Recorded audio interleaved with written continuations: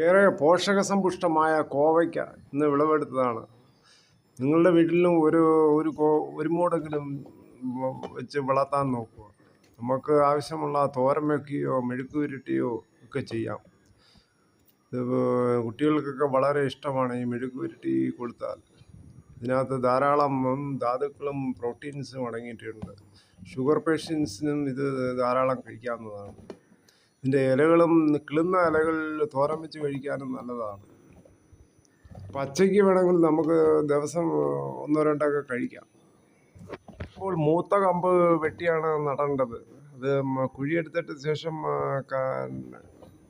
കുമ്മായിട്ടിട്ട് treat ചെയ്തിട്ട് വേണം നടുവാൻ.